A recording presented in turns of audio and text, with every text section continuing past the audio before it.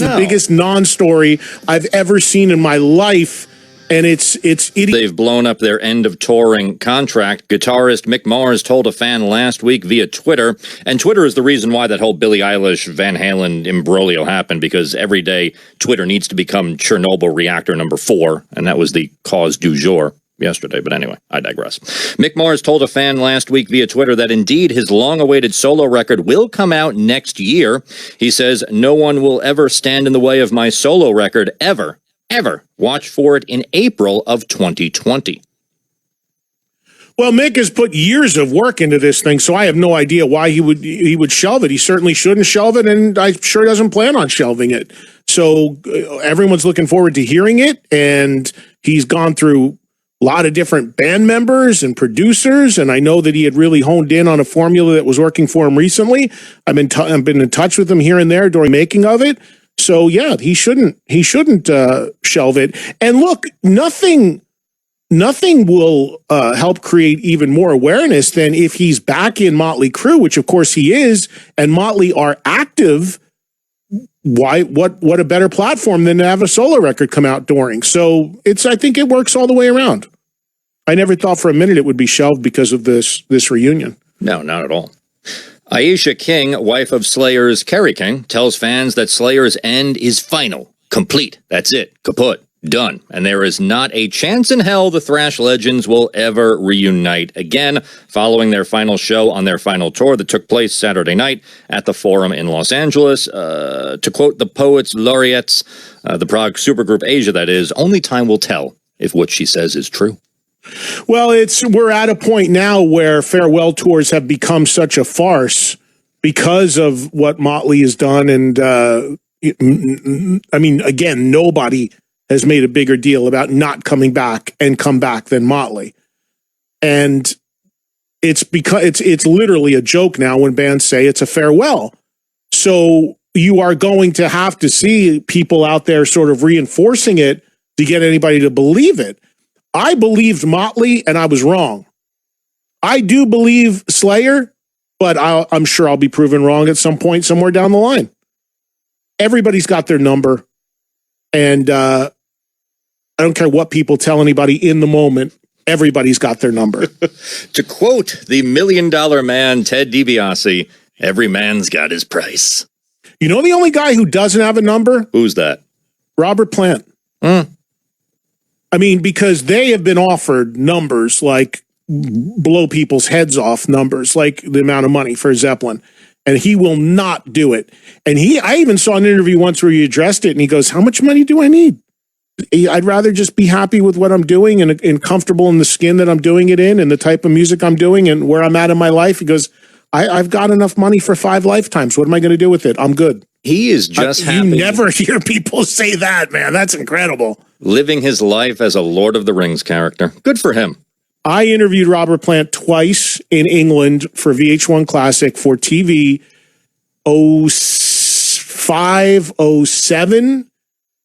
We had wonderful conversations. I got to pull those videos out and take a look at them and remember some stuff from them. But we did a walk and talk through a flea market in London, and I sat outside while I waited for him to get a massage, and then we continued talking. Really? And we did an interview at a big castle in Birmingham, and it was all about his solo stuff, but we touched on a little Zeppelin. There's a great piece on Robert Plant, by the way, in the latest issue of Classic Rock Magazine, which is a phenomenal British rock magazine, and there's a very in-depth interview with Robert Plant, almost all about his stuff since Zeppelin, starting with Pictures at 11. But the guy is just super comfortable with where he's at and what he's doing and happy at the level he's doing it at, making the kind of music he wants, very productive, very creative, puts out a record like every year or two, always out there touring, operates at a different level, just super comfortable at what he's doing. It's really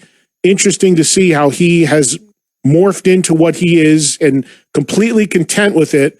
While Jimmy Page, on the other hand, has just been the keeper of the Zeppelin catalog and keeps talking about doing all these other projects and just doesn't do it. So it seems like Jimmy can't get out of Zeppelin mode where Robert can't stay far enough away from it for the most part. It's like they're two extremes. They should really just meet in the middle.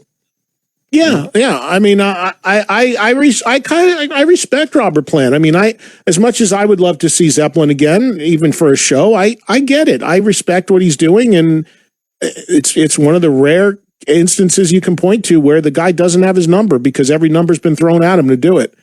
Hey, let's get back on schedule. European tour. According to Dave, one of these new songs is a still in the works Dave Ellefson penned ballad that Mustaine alluded to Kisses Beth as the impetus behind why he wanted that song written by Ellefson. Not kidding about that.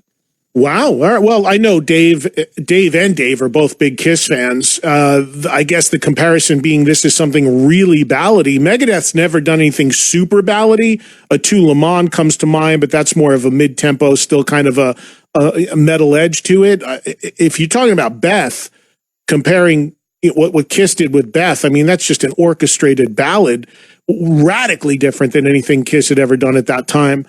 So this could be a real left turn for Megadeth if it's really in that world. We'll look forward to hearing that. We shall see. Leonard Skynyrd will take their last of the Street Survivors farewell tour into year number 3.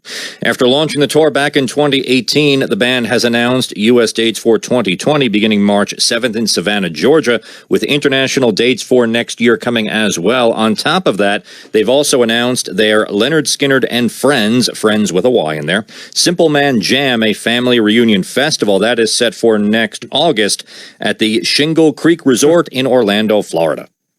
Nobody ever ends. No. Even if they say they're ending, they are not ending. Or the end 3 never years ends. in. 3 years in now on Skynyrd. Dates booked through the end of next year. I talked to Ricky Medlock and Johnny Van Zandt at Exit 111, which sadly is not happening anymore. But they told me, oh yeah, we got a bunch of great offers from Europe, and they're not ending. Nobody ever ends. Stop. It just enjoy it and go if you want to go, but you'll have another chance to see him 99%. Do you remember Lamb Chop, the kids' TV show? They had a song, Sure. The Song That Never Ends. Sure, I bet you Billie Eilish doesn't, but I do. Oh, yeah. Because I'm 100 and she's story 17. For another day. But it's almost like this is the tour that doesn't end. This is the tour that doesn't end. It just goes on and on, my friend. Well, I don't know. Do you have the Deep Purple story yet? I don't have the Deep Purple story. I have one more thing to get to before we break, because today is a dark day in rock history, as today marks the 40th anniversary of the tragedy that took place at Cincinnati's Riverfront Coliseum when 11 people were killed in a scramble by fans trying to enter the venue for a concert by The Who that night. Yeah, and I think of that horrible event every time around this time of year, not because it's the anniversary of it, but because I know this sounds crazy, and I mentioned this before, having worked in retail for so long, the overkill of the whole Black Friday thing is just ridiculous to me. And there were a bunch of stores that opened on Thanksgiving night and all that. And just that really rubs me the wrong way when I see stores do that. It's so unfair to the employees. And I had worked in retail. I know what a nightmare it is. And then all these stores, doorbuster. The image of having to bust through a door to get a discount on something, that whole terminology, I just hate it. And I think every time I hear it, and you hear it constantly in ads right now, get there early for the doorbuster. It takes me to, it puts my mind totally in that Who tragedy. Because if you saw footage of it 40 years ago when it happened, there's people literally dying crammed through doors. And it looks like that when you see some of the footage of these department stores that open on Thanksgiving with these animals, these lunatics fighting for, please, it's stupid. But anyway, I think of that Who thing all the time. I can't believe it's been 40 years around this time of year because of this, this push to retail, doorbusters, and the images of people getting literally stuck in doors at Macy's or something trying to get in. What is wrong with people that they forget it? Anyway, I want to mention this real quick, tied in with the Skynyrd thing. So Deep Purple, who much like Skynyrd have been on a tour called a sort of farewell tour, The Long Goodbye. My good buddies Deep Purple, who I toured with in Mexico, just announced a tour of Europe next year and England, and announced they have done a new record, which I knew was coming. And in England, Purple's playing full-on arenas, so you could see how different Purple is regarded there.